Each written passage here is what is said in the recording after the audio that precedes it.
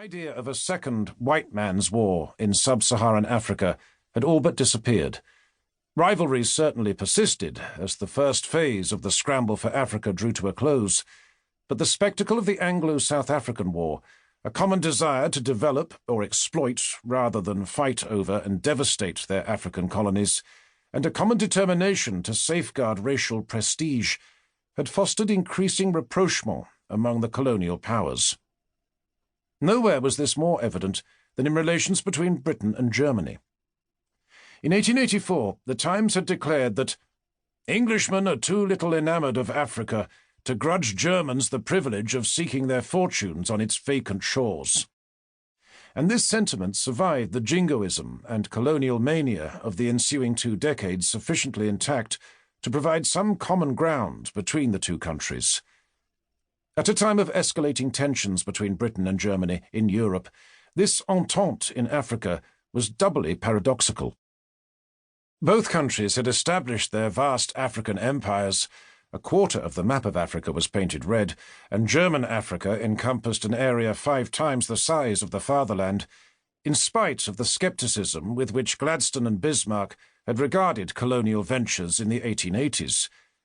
And even as war clouds gathered over Europe, they were on the verge of increasing their respective domains still further by concluding an amicable agreement for a future redistribution of certain Portuguese and Belgian colonial possessions.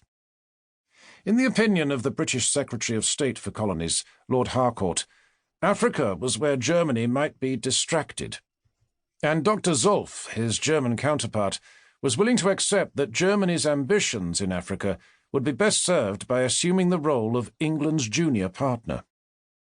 In August 1914, Anglo-German entente in Africa, and the shared belief that a European war in Africa was a concept as risible as it was inadvisable, evaporated overnight.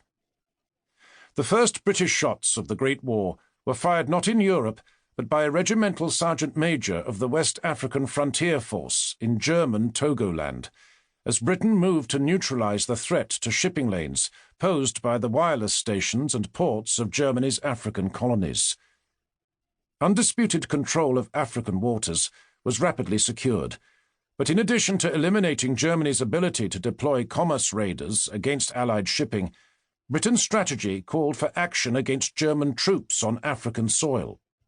And as the Schutztruppe, the German colonial defence force, had no intention of surrendering without a fight, Britain and Germany began a land war which both sides were certain would be little more than a short, sharp affair concluded by Christmas 1914. In a manner reminiscent of the Anglo-South African War, the short war proved to be anything but short. Indeed, Britain and Germany did not formally agree to cease hostilities in East Africa until 2 weeks after the Armistice was signed in Europe in November 1918. And in the intervening 4 years, Britain, India, South Africa, Belgium, Portugal, and Germany were sucked into a maelstrom which radically altered the lives of millions of Africans and would result in a complete redrawing of the map of colonial Africa. The financial cost to the Allies of the Great War in sub-Saharan Africa was immense. The expense to the British Treasury of the East Africa campaign alone, the focus of this book and by far the largest of the African campaigns, was unofficially estimated at more than £70 million. That's about £2.8 billion in today's money. On the face of it, this was only 1/3 of the cost of the Anglo-South African War, but it was a sum equivalent to Britain's entire defence expenditure for 1913, or the cost of the 8 million new items of clothing required by the British Army in 1918, and was 1/3 greater than the value of the currency in circulation in Britain in 1914. Furthermore, when the contributions of India, South Africa, and Britain's African colonies were included, the bill, in the words of one senior colonial official, approached, if it did not actually exceed that of the Boer War. And the Cape Times of the 3rd of February 1919 commented that it was said to exceed £300 million. The Butcher's Bill was equally colossal. The death toll among African soldiers and military carriers recruited from British East Africa alone exceeded 45,000, or 1 in 8 of the country's adult male population.